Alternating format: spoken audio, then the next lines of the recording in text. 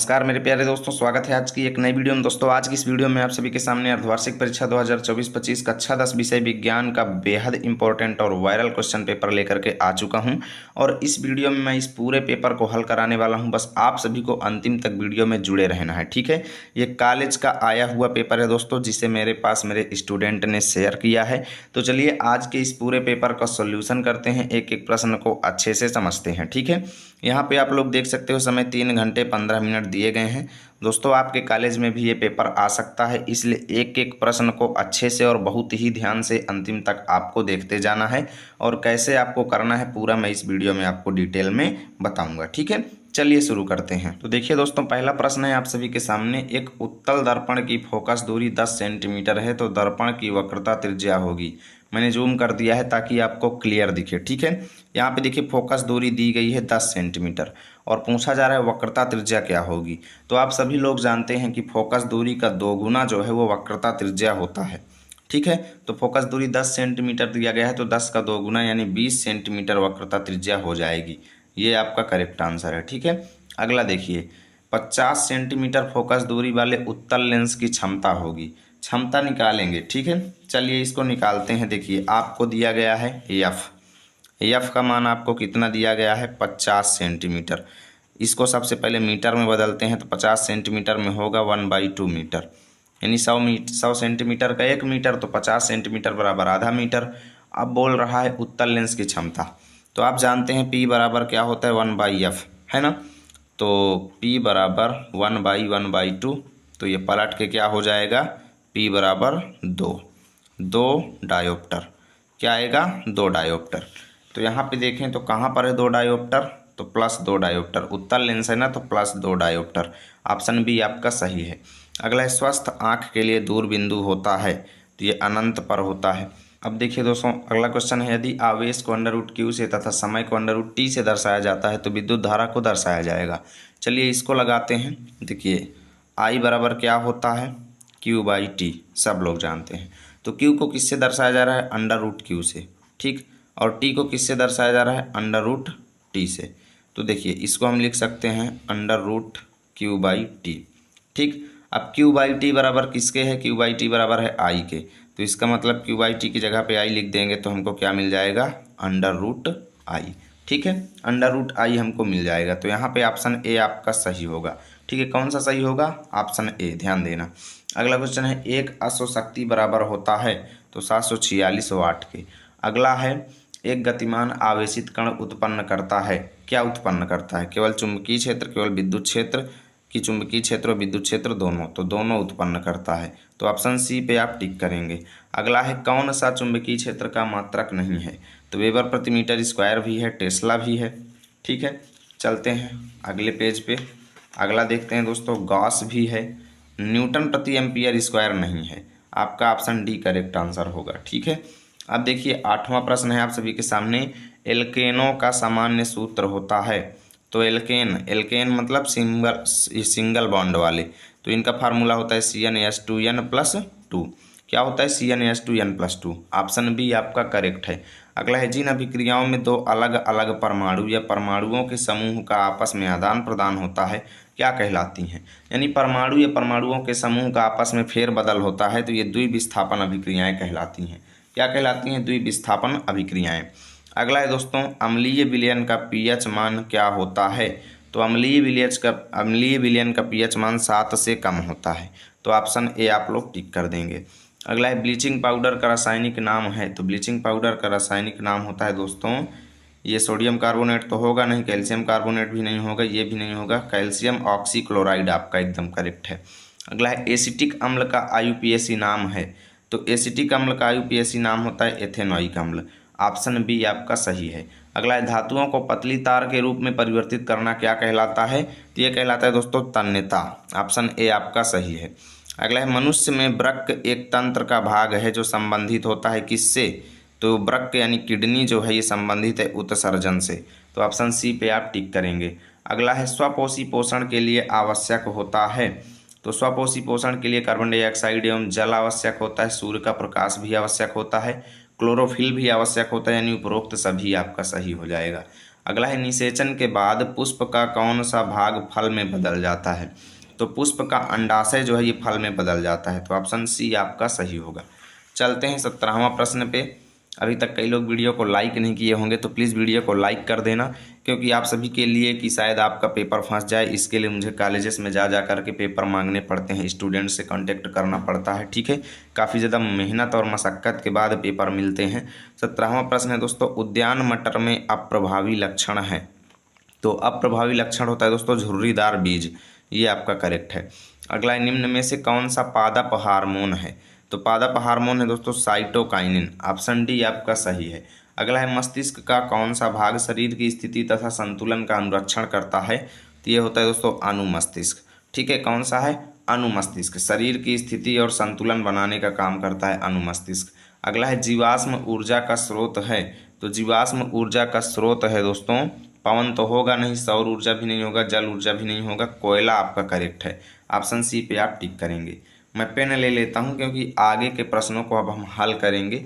ठीक है, लगाएंगे उनको कॉपी में, न्यूमेरिकल भी कुछ ना कुछ दिए गए हैं, तो आप सभी लोग जुड़े रहना वीडियो में अंतिम तक, पूरा पेपर हम हल करेंगे। देखिए आपका खंड बा यानी वर्णनात्मक प्रश्न स्टार्ट होता है। उपभाग 1, जिसमें पहला प्रश्न है किरण आरेख का उपयोग करके अवतल दर्पण द्वारा बने प्रतिबिंब की स्थिति एवं प्रकृति लिखिए। किरण आरेख का उपयोग करना है और इन जगहों पर अगर वस्तु रखी है तो प्रतिबिंब कैसा बनेगा। देखिए पहली स्थिति है वक्रता केंद्र और फोकस के बीच आपकी वस्तु रखी हुई है, तो जब ऐसी स्थिति होगी वक्रता केंद्र और फोकस के बीच वस्तु रहेगी तो देखिए प्रतिबिंब आपका कैसा बनेगा। मैं आपको बना करके दिखा रहा हूँ। देखिए ये रहा आपका अवतल दर्पण। देखिए अच्छा चित्र नहीं बना पाया हूँ, जल्दी जल्दी बनाया हूँ। ठीक है, मुझे आपका सॉल्यूशन करवाना है क्योंकि आप सभी का पेपर जल्दी ही है, इसलिए देखिए ये मैंने एक बना लिया है अवतल दर्पण, और इसमें किया क्या है कि प्रतिबिंब की स्थिति, वो बिंब की स्थिति है वक्रता केंद्र और फोकस के बीच, तो वस्तु को मैंने रख दिया है सी और एफ के बीच, वक्रता केंद्र और फोकस के बीच। तो देखिए प्रतिबिंब पूछ रहा है, प्रतिबिंब की स्थिति एवं प्रकृति बताना है। तो देखिएगा प्रतिबिंब की स्थिति आपकी कहाँ पर बन रही है, ये किरण गई ऐसे गई और एक इससे गई और लौट आई, तो यहाँ पे प्रतिबिंब आपका बन रहा है। तो स्थिति आपको यह लिखना है कि जब सी और एफ के बीच यानी वक्रता केंद्र और फोकस के बीच जब वस्तु रखते हैं तो उसका प्रतिबिंब जो है वो सी से परे बनता है। कहाँ बनता है, सी से परे बनता है और वास्तविक एवं उल्टा बनता है। ठीक है, वस्तु से बड़ा बनता है, इतना आपको लिखना है। अगला है ध्रुव और फोकस के बीच, वस्तु कहाँ रखी हुई है, ध्रुव और फोकस के बीच। तो यहाँ पे देखेंगे ये अगला चित्र है आपका, ये ध्रुव पी है और ये फोकस एफ है, इन दोनों के बीच हमने वस्तु को रखा। एक किरण गई ऐसे तिर्यक ऐसे चली आई और दूसरी गई ऐसे लौट गई, यानी केंद्र से जाने वाली लौट जाती है अपने रास्ते में वापस, और जो जितने कोण से यहाँ पे जाएगी उतने कोण से ये क्या होती है, परावर्तित हो जाती है। तो इसको पीछे खींचेंगे दोनों को, तो यहाँ पर प्रतिबिंब बन रहा है। तो यहाँ पे देखें तो दर्पण के पीछे प्रतिबिंब और आभासी बन रहा है, सीधा बन रहा है और बड़ा बन रहा है। तो ये भी आपको लिखना है कि ध्रुव और फोकस के बीच जब वस्तु रखते हैं तो प्रतिबिंब दर्पण के पीछे आभासी सीधा व वस्तु से बड़ा बनता है, इतना आपको लिखना है। स्थिति लिखने के बारे में कहा गया है, कई जगहों पर चित्र बनाने के लिए भी दे देता है, इसलिए मैंने आपको चित्र से समझाया है। ठीक है, अब देखिए दूसरा प्रश्न है, दूसरे का ए, 5 सेंटीमीटर लंबाई की कोई वस्तु 30 सेंटीमीटर वक्रता त्रिज्या के किसी दर्पण के सामने 20 सेंटीमीटर दूरी पर रखी है, तो प्रतिबिंब की स्थिति प्रकृति तथा आकार ज्ञात कीजिए। बेहद इंपॉर्टेंट सवाल है, चलिए इसको हम लगाते हैं आप सभी के सामने। तो यहाँ पर देखिए क्या क्या दिया गया है, आपको 5 सेंटीमीटर लंबाई दी गई है किसकी, वस्तु की, यानी वस्तु की लंबाई को हम एच से डिनोट करेंगे तो कितनी है 5 सेंटीमीटर। आगे बोल रहा है 30 सेंटीमीटर वक्रता त्रिज्या के किसी दर्पण के सामने रखी हुई है 20 सेंटीमीटर दूरी पर, यानी आपको बिंब दूरी यू मिल रही है कितनी, माइनस का 20 सेंटीमीटर। बिंब दूरी को हम हमेशा माइनस में लिखते हैं ना, तो इसलिए इसको हमने माइनस में 20 लिख दिया। अब देखिए वक्रता त्रिज्या आपको दे दी गई है, ठीक, आर आपको दे दिया गया है 30 सेंटीमीटर, तो इसको हम आधा कर लेंगे, 15 सेंटीमीटर आपका क्या हो जाएगा, फोकस हो जाएगा। ठीक है, इसका आधा फोकस होगा तो फोकस आपका 15 सेंटीमीटर हो गया।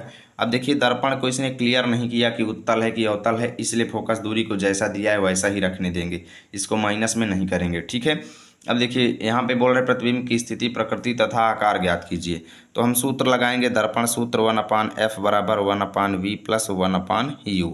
ठीक, 1/f बराबर 1/v हमें निकालना है और 1/u की जगह पे माइनस का 20 लिख देंगे। ठीक है, और f की जगह पे इसी बार वैल्यू चढ़ा देते हैं, कितना है 15, तो यहाँ पे 15 लिख देते हैं। अब देखिए 1/15, इसको इधर ले लो तो प्लस 1/20 इक्वल टू 1/v हो गया। ठीक, अब देखिए 15 और 20 का एलसीएम आप लेंगे तो 60 आएगा। 15 चौको 60, 4 एकम 4 प्लस 20 तिहाई 60, 3 एकम 3 इक्वल टू 1/v। उसके बाद देखिए 4 3 7/60 इक्वल टू 1/v। तिरिया गुणा कर दो तो 7v/60, तो v की वैल्यू आपको कितनी मिलेगी 60/7। इसको आप काटना चाहें तो काट भी लीजिए। ठीक है, 60 में आपको 7 का भाग देना है। 7 अट्ठे 56, 10 में से 6 गए 4, दशमलव लगाओ 0 आएगा।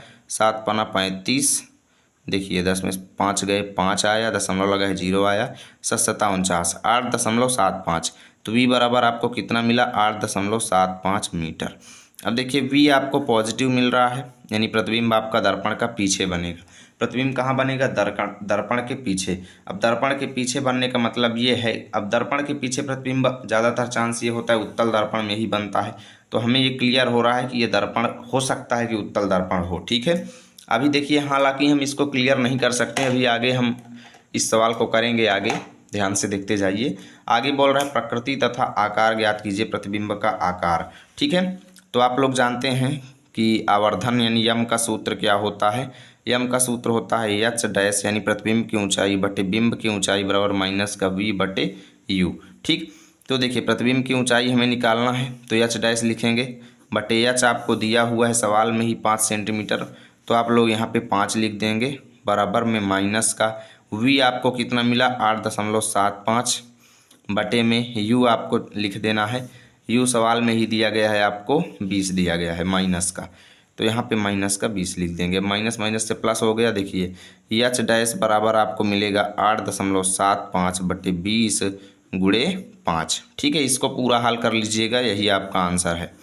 ठीक, नहीं चलिए कर ही देते हैं कितना आएगा। देखिए एच डैश निश्चित है कि पॉजिटिव आएगा, तो पॉजिटिव आएगा इसका मतलब यह है प्रतिबिंब आपका आभासी बनेगा। आभासी भी बनेगा और सीधा बनेगा, क्योंकि पॉजिटिव जब ऊंचाई आपकी पॉजिटिव आ जाए तो समझ जाइए प्रतिबिंब आपका सीधा बनेगा।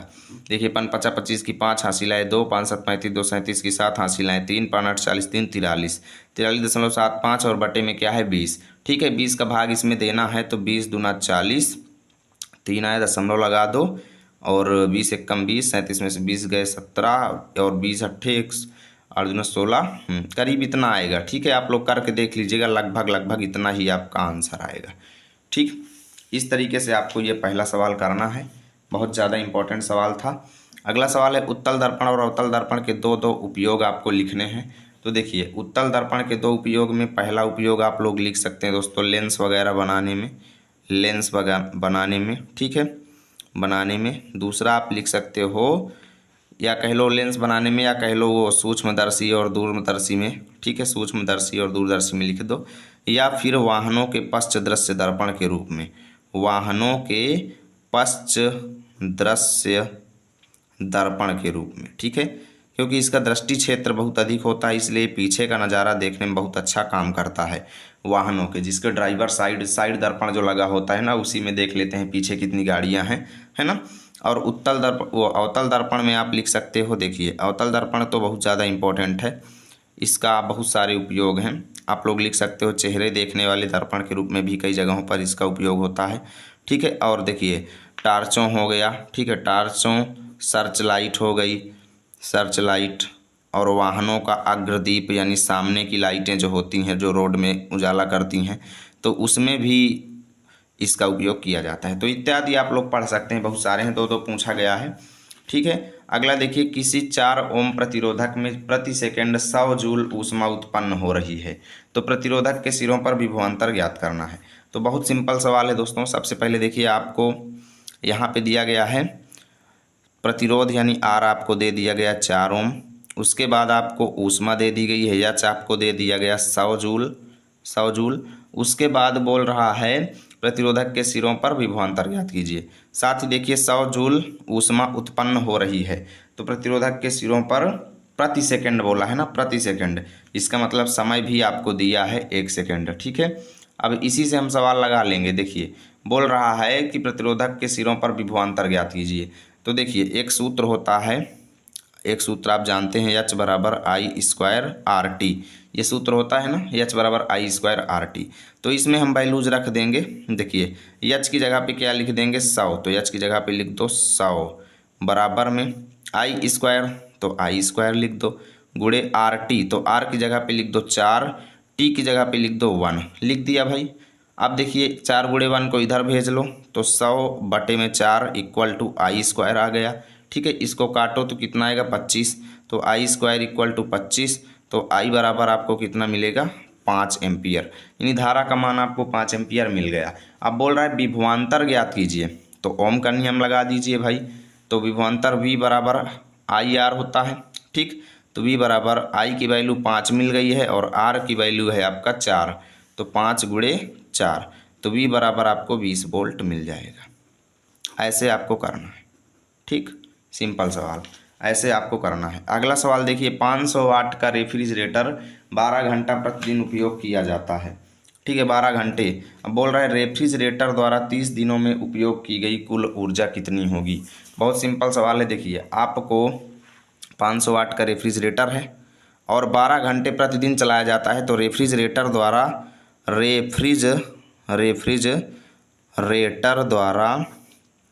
द्वारा एक दिन में ली गई ऊर्जा कितनी होगी।